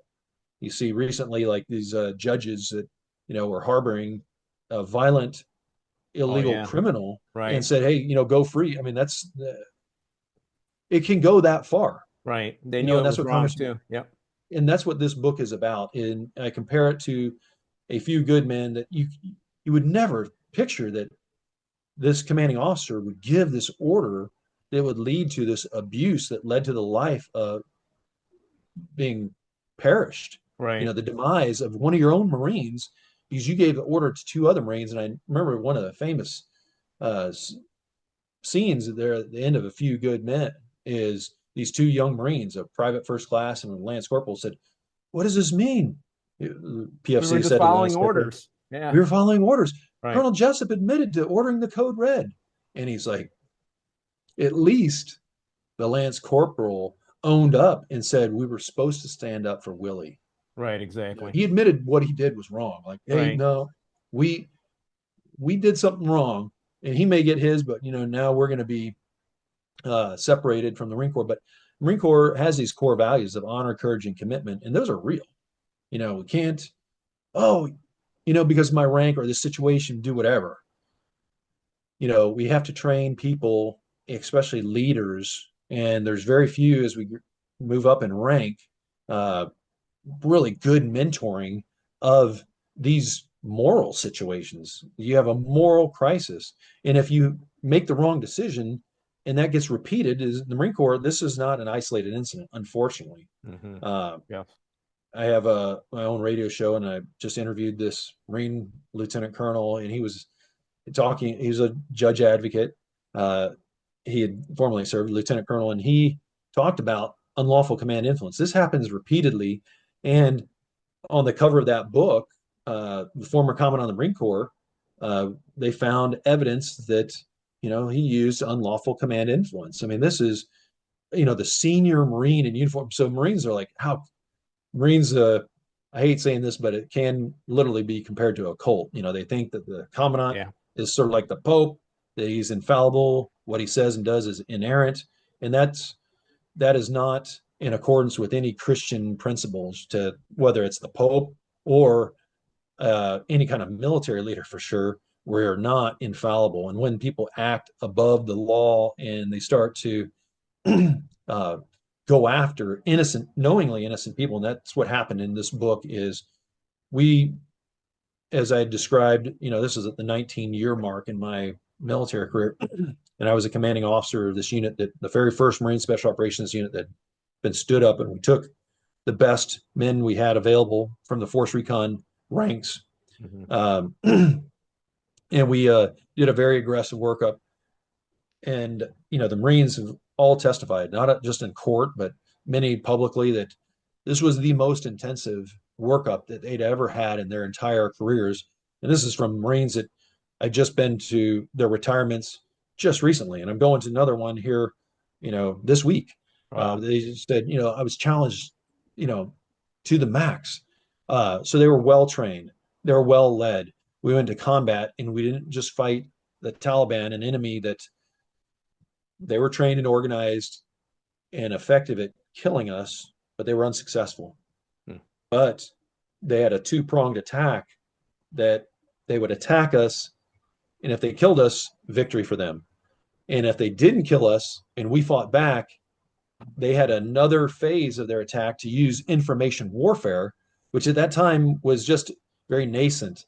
And it began to evolve into now what we call, fake news. Right. Well, fake news is a real thing and has consequences when you slander. It is so important that even one of the commandments, it doesn't literally translate to "thou shalt not lie." People think like, oh, we can't lie. It's "thou shalt not bear false witness against my neighbor." So Yeah. I can't say, hey, I've seen my neighbor do something that, I'm, as human beings, you could be the poorest person in the world, but what you have is your reputation. Right. And when you're doing this professional destruction, or whether you call it slander, libel, or defamation, you're destroying someone's character, their soul. And that's what, so we expect that the enemy could not just fight us, but they could also use this propaganda. Yeah, And that's that's what they true. did. So we had a van, we entered this village. There was a mass exodus of women and children. So it was just military age men lined up on both sides of these road. These were fighters. As we got into the center of this village, right on the border of Afghanistan and Pakistan, and at that time, we were not allowed to go into Pakistan. So that became a training sanctuary. And this was the first village on the west side that was in Afghanistan. So, and the U.S. military had gotten this funding through USAID and built the Oh first man. paved road in Afghanistan, which allowed poppy, one of the big cash crops used to make opium, allowed that to be exported at a exponential higher rate. And that was being used to fund this narco terrorism was used to being fund these terrorists that were Wow. fighting against us.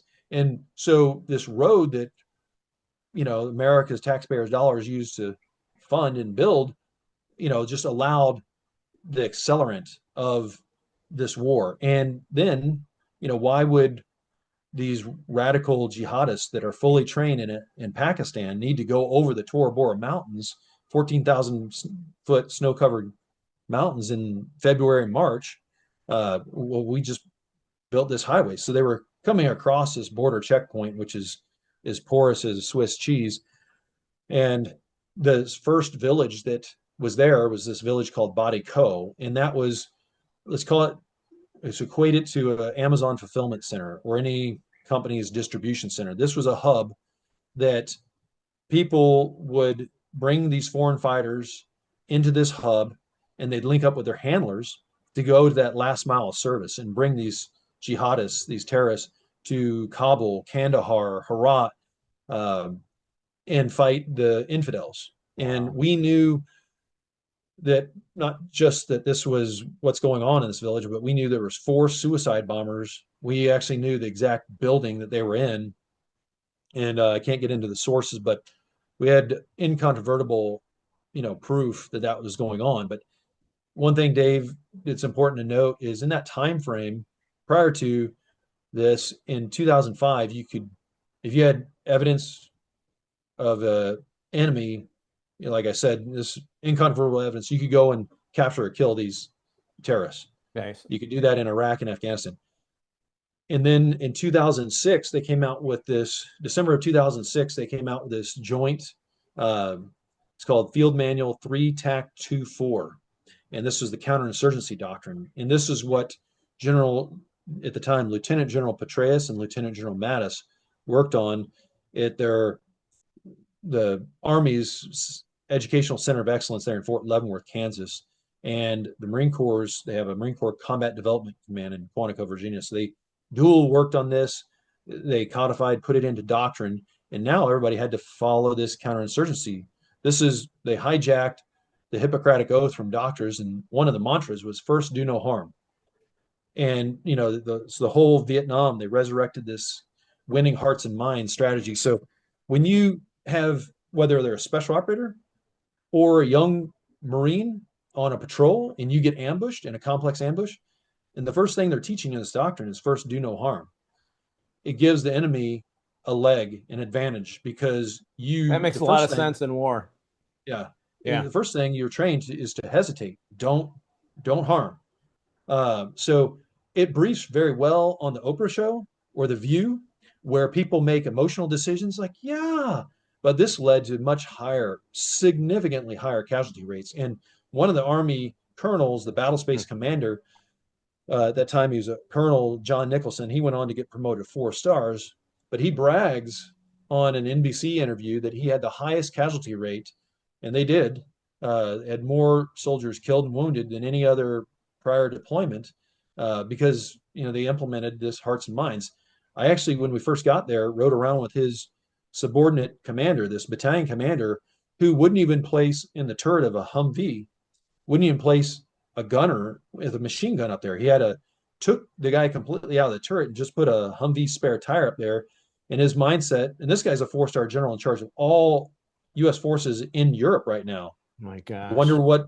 why we're in this situation in Europe with Ukraine, because we've promoted weak leaders. Wow. And but he would not engage. He just said, "Hey, we come in peace." And well, you're sitting ducks. There's it's obvious why you have this high casualty rate, because you got weak leaders and you're implementing this goofball policy because you want to be this virtuous warrior. Like, we don't want to fight. And, well, then the enemy's going to fight you. They have a choice. And they Right. did, and they won. They licked you worse than you licked them. So, figuratively. But anyway, we entered this village and we had a different mindset. I instilled in our Marines, we get attacked, we have no hesitation, we counterattack. So we got Absolutely. blown up with this van filled with shrapnel and fuel. And they used to just use shrapnel in a lot of these roadside bombs, like artillery rounds and mortar rounds, or they'd put some explosives with um, barbed wire or just things to cut in, to dig in, to create horrible wounds. Right. But then they started evolving this into putting fuel, because when it's one thing to be have shrapnel enter your body and rip, it's very painful. But when human, especially large portions of your body, are severely burned, Right. and I've had friends that ultimately died from this. But I mean, that psychologically has an impact, because people have hesitation and they think of this warrior who was screaming and yelling as his skin was melting, and what it looked like. And so people, that creates shock and fear. Hmm. The enemy knows that. And so on this attack, they used a van that was completely filled with fuel, burned trees up 100 feet in the air. The limbs were all singed and scorched, and sent shrapnel all over. But they did that on the front bumper of their second vehicle. So uh, it caught the vehicle gunner. We actually had a gunner in our vehicle. Okay. Where the Marine Corps didn't change at that point, and I certainly wouldn't allow Thank that. God. Right. But this gunner, it set him on fire, Oh and man. he got knocked down inside the turret. But he immediately stood to his feet, uh, this sergeant, and he saw off to his left flank on the south side of the road that this Toyota Prado, which is a sports utility vehicle that they Right. sell mainly in the Asia, it was heading perpendicular, ready to T-bone and finish off that second vehicle. And there's a driver and three other jihadists, and the jihadists were uh, outside of the vehicle firing their AK-47s fully automatic, and they were, so our Marines did exactly how we trained them, and they immediately opened fire and neutralized that vehicle. The driver actually bailed out into a Okay. ditch, and he later fought against us with his AK-47, and he testified in court the following year against us, and the prosecution thanked him. This is when you read the book, those are his verbatim words that he did from a U.S. base through video teleconference in Afghanistan, that they paid off this guy equivalent of 4 years salary for, they first paid him for three individuals killed in his vehicle. And then he realized, like, one's on a terrorist hit list. So he says a year later during a court where he swears on the Quran and to Allah that everything he's going to say is truthful. He's, he says, oh, it was only two people that were killed. Well, what was it? You were paid for three. You told Naval Criminal Investigative Service it was three. Right. He's already And now mixing up see, the story. Yeah. and these are family members, so you don't even recall. Yeah. But yes, you've probably heard on the Sean Ryan show from this guy Legend, and a former CIA targeter named Sarah Adams, that we paid the Taliban during the Biden administration $46 million a week. I mean, people were gladly paying known terrorists. I mean, these guys, to include the guy who testified against us, ran his name. He was a terrorist. Wow. And the things that, I had to create, and I can't go into it, but a classified information binder on who this guy was, and all his rap sheet of how, he's focused on killing Americans.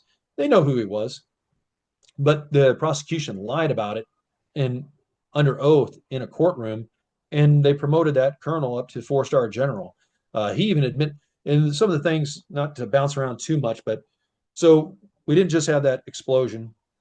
We didn't just have that vehicle come at us, but on the other side of the road, on the north side, on the right flank, we also started taking immediate fire from various waves of jihadists. These were well trained, and they had a support by fire base that they'd provide suppression fire, while the other element would bound and rush towards us, and then they'd set up support by fire, and they were bounding, leapfrogging towards us in this dry riverbed. Notice, Dave, I said dry riverbed, and the other guys were coming down an unimproved trail. So there was this narrative that later went out in the press that we were killing everything within 16 kilometers on the way home, spraying and praying wildly, and that was false. But shooting down this unimproved trail, this dirt road, and into a dry riverbed, bullets weren't flying in all directions. Now, I admit that blast likely killed a lot of civilians that were in that area. Right. And the Taliban was firing at us. So there were civilians in the area, or I should say, people without weapons in their hands. I believe they could have been combatants. But then at the same time, we killed those in the dry riverbed, and we started continuous receiving sniper fire from this hillside at our position, and they dragged a vehicle across the road, blocking us in this kill zone. And a mass mob of unarmed fighting age men started to move, advance towards the front of our convoy, trapping us in this kill zone. And so this was a very coordinated, planned, complex ambush against us. The driver, so we got into this formation called a herringbone formation. It's kind of a hasty defensive formation. And that's what we do to launch a counterattack, which we did. As soon as the communication systems in that second Humvee were destroyed. So, and when it first got hit by that car bomb, it drove through the car bomb. I mean, it went off on its front bumper, and the Humvee kept moving. Wow. And so it engulfed. And from where I was at in the convoy, I saw the vehicle enter it, and I thought it was gone. Yeah. 5 Marines were killed in action. And, your heart kind of just sunk as a leader. And I was actually on the patrol. But then, when the fighting continued, we saw the sergeant stand up, man his machine gun. There was also a troop compartment in the back. That vehicle was the only one that was not completely enclosed. Our Humvees, to make a picture of this, is a little bit different than some of the Humvees that people have seen. It's kind of like these cyber trucks, or some of the Humvees that are for commercial that have an enclosed back. We had 5 of the 6 of our Humvees that looked like that, sort of like a cyber truck that had, except a person could stand up in the turret with a machine gun. But one of them looked different. Instead of it being completely enclosed like a cyber truck, it had sort of like a cyber truck with the roof back. So a person in the troop compartment, we could load a casualty in there. That was our ambulance. Enemy likely targeted that vehicle, is the one for the car bomb, because it looked different. Enemy's not stupid. They know what they figured. They have that much protection, right? Yeah, terrorists, they don't have any problem attacking an ambulance vehicle, and they know how to spot them. And that armor was not as strong as the one that's completely enclosed, and especially if you're going to attack it with a fuel explosives that's going to detonate and send fire everywhere. That was the one to attack, and they did. They tried to finish it off. They lost that gun battle. Then this mob, we had a sergeant also in the turret. We had very experienced lads in the turrets of our vehicles. And the turret gunner in vehicle 1 very smartly fired above the heads of this mob, far above the heads. And those guys split like the Red Sea, like parting the ocean or the sea. And so we maneuvered around them, and that basically ended any type of engagement against the enemy at that point. We returned to base about 20 minutes later, and this was already, the first radio report was on BBC, and then it was followed by New York Times, Washington Post. All of the international media were reporting that instantly. I mean, Dave, if you were shot right there in Chicago, probably in 20 minutes, this wouldn't be on international media. Right, exactly. Just conceptually, God forbid, but it wouldn't go that fast. But they had these, as you remember, Mr. Pearl, who was a reporter who was beheaded in Afghanistan very early on. So after that, they evolved into using what they call stringers, or reporters that are paid sources. in the local community. So they would pay people in these Taliban controlled villages. Well, what do you think your information is going to be like? But that's the information that was fed to the press. They also started a riot, a massive riot in the nearest major city, which was Jalalabad. And that stoked the provincial governor, the governor Sharzai, to uh, have this vehement request to the Afghan president at that time, Hamid Karzai publicly condemned our actions. And so he had this whole powder keg brewing. And so we didn't have any Marine generals. We were the only Marine unit in Afghanistan at the time. We were working for an Army colonel Okay. in Bagram. And again, this is competition to the Army, to their Green Berets.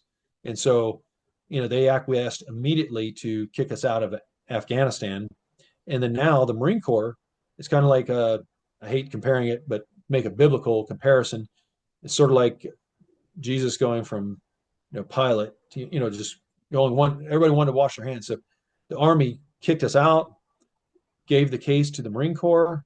And, the Marine Corps never wanted this. It's kind of like the story of Joseph, oh, now this guy has a coat of many colors, and this one brother is looked at as special, and he's telling us that everybody else is going to be bowing down. We didn't say anything like that, but uh, people perceived like, oh, you think you're special, and so the Marine Corps didn't like that, and this was an opportunity to scuttle right from the inception, the very first deployment, the very first unit. Let's get rid of Marsoc, and Wow. handed this over to a convening authority, which at that time was Lieutenant General. Many of your listeners probably know Jim Mattis. And Yeah. you read the book. I mean, it took Man. me 11 years to get what happened in that courtroom declassified. What Holy I cow. just described to you, Dave, is a garden variety gun battle. There's nothing, this is not Jason Bourne's knock list or Right. locations of Exactly. Yep. submarines at sea or satellites in orbit. Nothing's classified about that. But they brought us after using 45. General Mattis had 45 criminal investigators and 4 prosecuting attorneys dogpile us. So this is 49, and that is the 7-1. We don't fight if the enemy outnumbers us 7-1. But that's what General Mattis.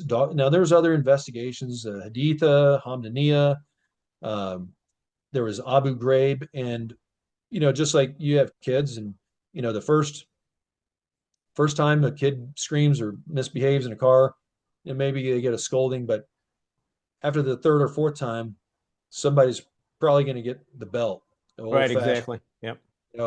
disciplining. And at that time, there's no more hall passes being handed out. We were in the perfect storm. Is one of the jury members. The military calls it a panel member, Hmm. as you probably remember those terms. Yep. Uh, the jury said it was a perfect storm of bad officers. Is just these people that made these decisions to go out and just destroy us. If the enemy couldn't do it, they were going to do this, and they knew what had happened in that courtroom, and they excluded the media. They'd always, when we go to defend ourselves, we're going to go to classified session. Oh my Well, gosh. we don't have anything classified to talk about. We just Right. want to, you threw this false accusation at us your in your comments, and now we should be able to defend with the press there to explain this. Exactly. No, we got to go. So this didn't happen once or twice. This happened for 3.5 weeks continuously.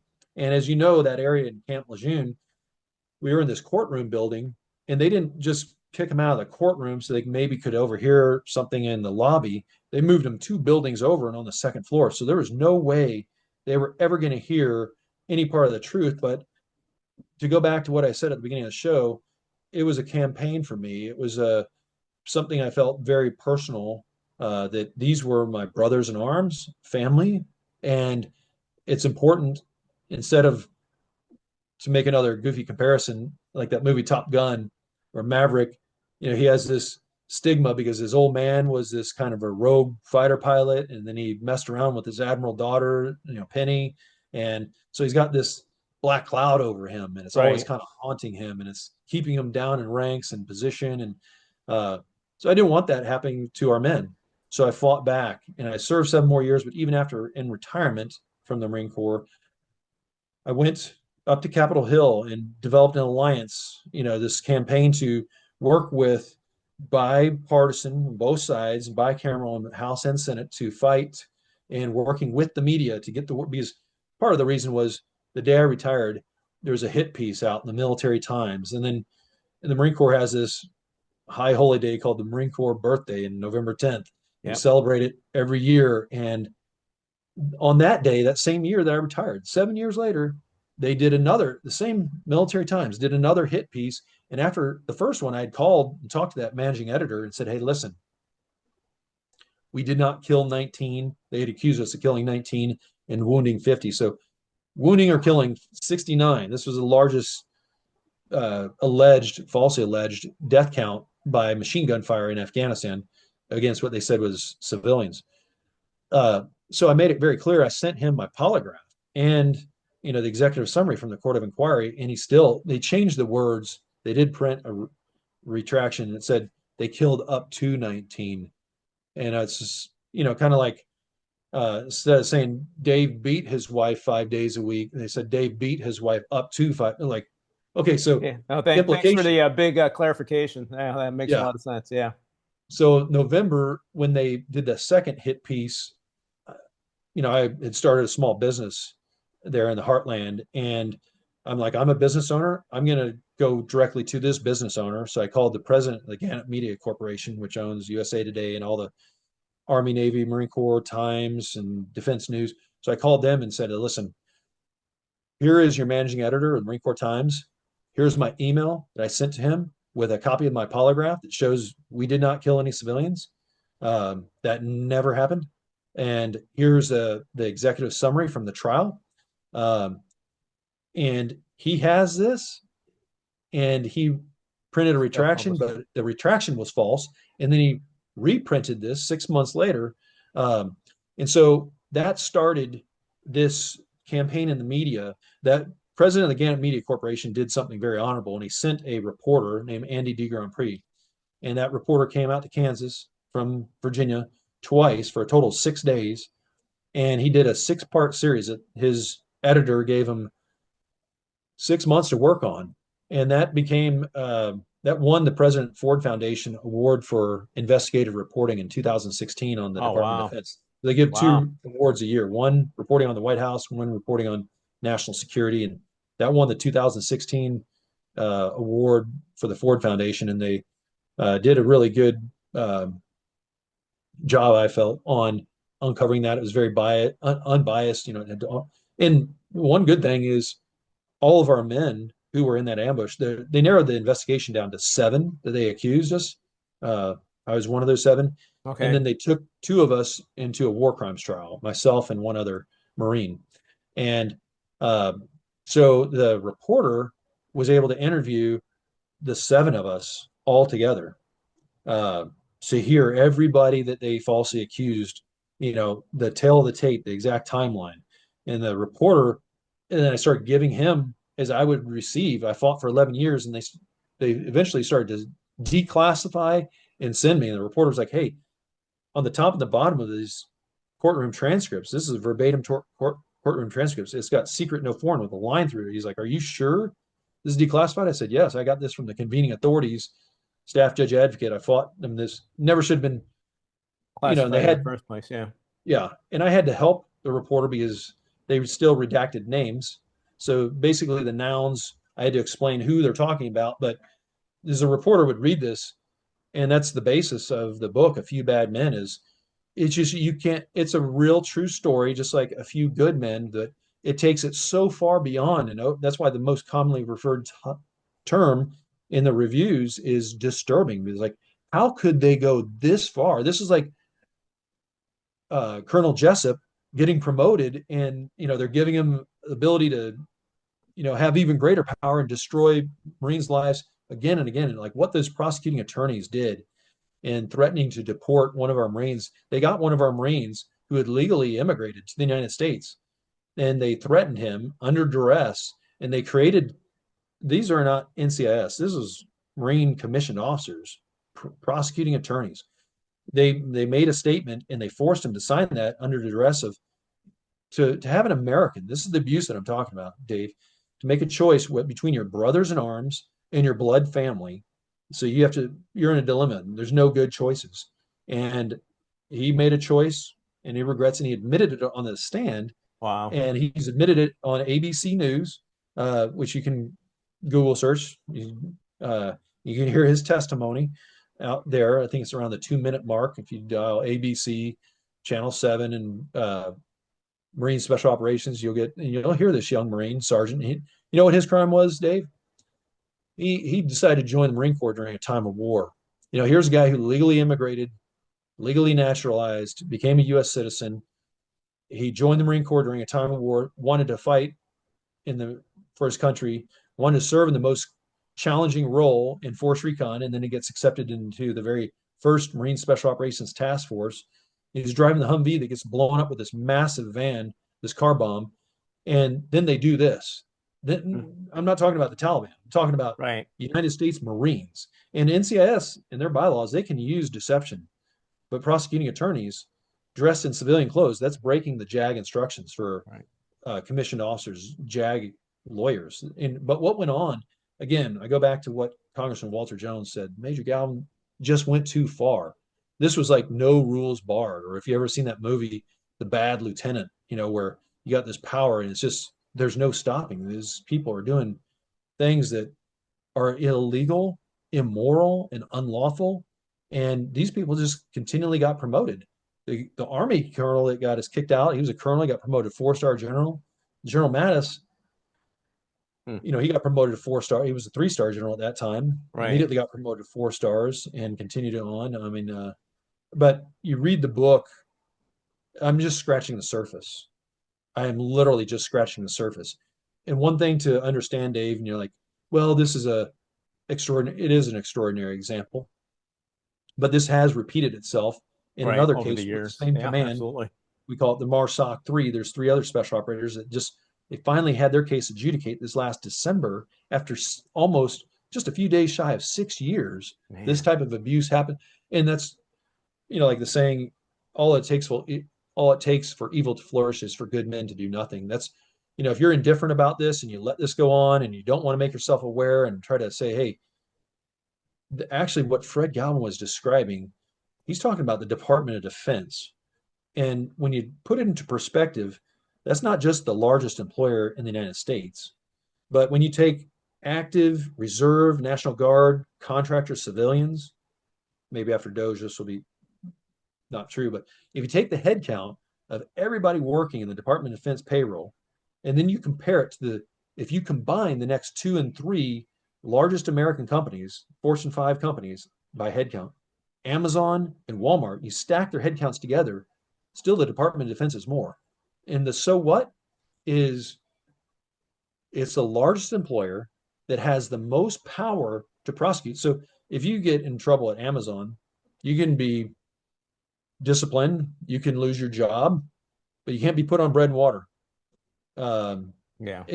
Some of the things that the Marine Corps can do, as you well know, Dave, with your background, they can, in the legal realm, they can do some things that are really, beyond what a corporation can do.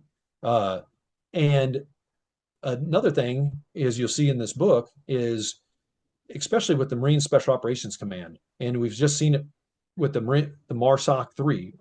They called us the Marsoc 7 in our case in 2007, 2008.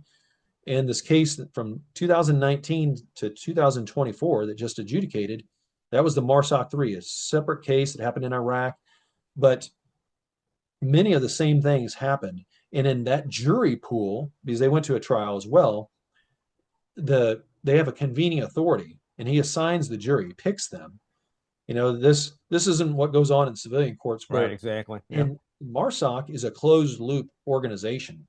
So it's like I don't want to call it the mob, but once you're in, you can't get out.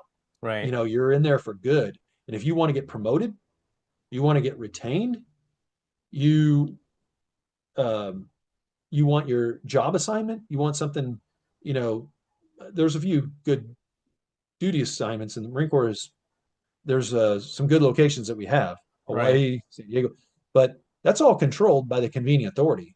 So if you don't do what Geppetto, the puppeteer, wants, if you get the wink and the nod and you don't obey, well, you may not get promoted. You may not be retained. Right, And so, exactly. You're not part of the group, you're not part of the clique, you're out. Yeah. yeah. So that doesn't happen. Those kinds of abuses, they don't exist in America's civil and criminal trials.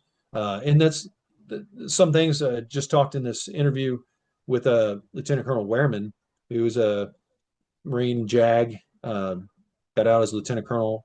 He describes that he thinks one of the solutions is to, just like in the military sexual assault, is to have these cases handled on the civilian sector, like law war crimes. These types of cases. There's just been too many prior cases where somebody starts getting overly involved and not allowing what it says under the apex of the Supreme Court, equal justice under the law. They're supposed to Right. have Lady Justice with blind scales. When that gets tampered with, it doesn't just tamper with justice, it lowers the morale, lowers the effectiveness of our fighting forces. And this is what, besides like entitlements, this is the number one largest line item for spending in the, you know, US budget. So are we, if we're spending that much money, are we getting the return on the investment? Because that's what we spend more. We're not getting any discounts. Yeah, So exactly. is it designed and capable of doing what we are paying for it to do? Absolutely. I downloaded the book. I'm listening to the first chapter. I'm going to get through it this week. I'm excited. It's how the ratings are like 4.5 out of 5. It's an awesome story. And I just wish that more people, we're talking about evil fighting us. It's like, you know what, whenever there's money involved, people getting promoted, they'll look the other way, unfortunately, right? Whether it's the right thing to do or wrong thing to do. You see people do that in war as well, or even daily, right? Yes. Look at all the pharmaceutical companies a couple of years ago, right? They're doing what they don't care. They're going to just do whatever's going to be the benefit for them is all they care about. And if you're not part of the club and you try to, uh, you know, it, it, people don't want to get kicked out. They don't want to make sure they don't lose that star, right? And the guy that Yes. testified against you guys got more money than he probably would ever see in a year. So it's like, you know what? You have to look at all that. So I Yes. agree with that SJA that he mentioned. It probably needs to be out, in the regular court. So, and we're way over, by the way. But thank you. This is an Oh, awesome story. Thank you for staying on. yes. Let me Thank get a you. couple. I want to kind of be respectful of your time, even though we went way over. But let me a couple more questions. We'll wrap up here. Uh, Obviously, another great thing that I love to help people with is succeeding, getting ahead, whether they're veterans or not. If you were 20 years old today, what would you do to succeed? Uh, Two things on that. And I've looked back and at 20 years old, because I didn't, and I'm not using this as a cop out, but it's just, I want to tell you the full truth. I didn't grow up with a dad. So Okay, like he left at 3, but not having a mentor, right. someone who has been through the paces of doing what you're doing, that is so important. Now I had some of that when I was an officer, a few people I still keep in touch with to this day, and that's so important. Uh, but whether it's personally with relationships, like I mentioned in the book, I got married, and if somebody had told me, Dave, is this as an example, that hey, dual active duty military officers in the Marine Corps, the divorce rate's 86%. If somebody could guide me and provide some, examples, but everybody's like, just, wanting to encourage you and, like, hey, you deserve to be happy. Well, sometimes you don't need to hear that when you know Right. that like you're about ready to make a real bad decision. So mentoring is one of the key things as a 20-year-old that I think is really important. And then later on in life and in various portions of life, I think one thing is very important also is you could be going through some really dark valleys and some difficult struggles that you don't see the light of day at the end of that valley. You just hear and see the enemy. But as a leader, I don't believe you can do this without faith, but to have that long-term view and to have faith that, you know, you will survive. You may take some hits and it may not be ugly may or may not be pretty, but you will get through this, and there's a reason for you going through this. But those are two things that I really encourage, people to get a mentor, and people to be strong in their faith, and to see that long-term view, not the immediate. I know you're going through some pain, and it's very difficult for me to practice this every day. When you have something go wrong, there's a little bit of instant panic. But we really, especially when you're in a leadership role, need to be very calm and understand. And if you can visualize and rehearse this many times, and you'll have some of those answers, or those answers will eventually come to be.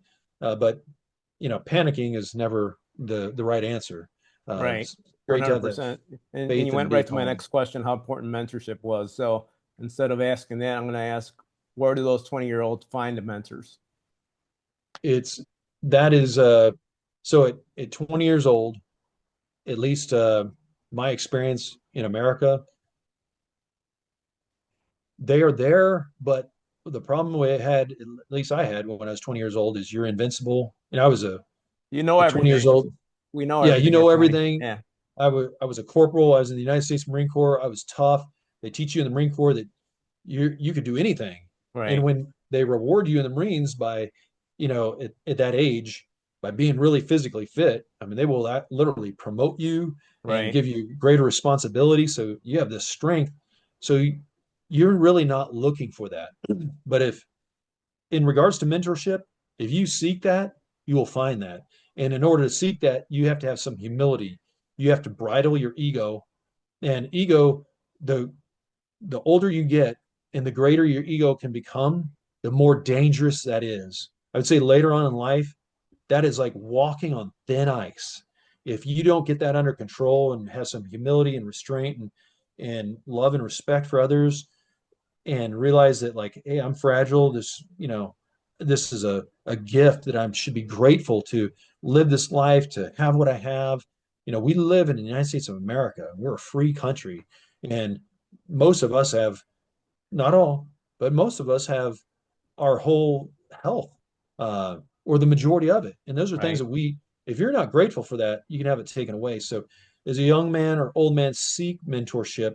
Even at my age, I still have mentors. Even some have passed away. I still reflect and, like, that person was a great person because they just went so far and to care for other people. But Marine Corps has a leadership trait, is to know yourself and seek self improvement.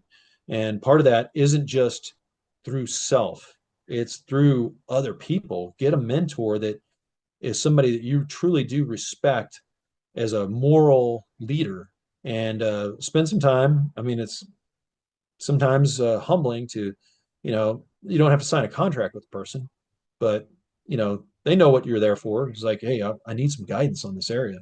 Right. And Absolutely. yeah, it'll come. Yeah, I think a lot of us here, it's like, oh man, if I knew now what I knew, when I was younger, I'd be so much more ahead, right? And it's actually Right. true, but we never listen to that. And if you do find a mentor, and everyone's going to have advice, just take away the good pieces that could help you, right? Because obviously Yes. no one's perfect in this world. I don't care who you are, right? Yes. There's going to be some stuff you don't agree with, but take away what you can to help you grow, get a better mindset, and be able to get ahead in life, which is great. Yes. Fred, how can people connect with you? Obviously, we have websites, you have the book, social media as well, another website. Yes. So there's a website, it's commandoshow.com. Okay. And on Facebook, you could search at FC Galvin. And yeah, I'm on Facebook, Twitter, not so much, but through LinkedIn. Okay. I'm on all those. I don't spend a lot of time, but I review those. And but the book is available. Often it's sold out of most bookstores. So don't let that set you back. If a bookstore is sold out of it, it was a number one bestseller, award-winning book. So you can look for it on Amazon. And Amazon always has copies. It did sell out several times on Amazon, but Wow. uh, Amazon does sell it on Audible form, so you can listen to it. A lot of people prefer, whether they're driving or doing some other task, to listen instead of having to read a book. And it's also available on Kindle. if you prefer to Yeah. read it on an electronic device versus a hardback, but it's hardback, Kindle, and Audible. And you can get it today if you order it on Amazon. Awesome. Awesome. Got a couple more questions, but we're going to probably just wrap up here. Okay. Fred, it's been an absolute pleasure and honor to have you on today. Thank you for your sacrifice and your leadership and your example that you're still setting. You didn't just serve, you continue to serve, and by standing up and speaking the truth. Thank you very much, Dave. It's very tremendous honor that I'm grateful for to be your guest on the show and get the word out about this type of situation and how to Awesome. overcome them. Thank you. Thank you so much. It's great to get to know you a little bit better, and we'll continue to connect. And to our listeners, please share and like this this podcast. This is great information to help others, and just looking forward to connecting with you guys in the future. Thank you so much. Have a great day. Thank you.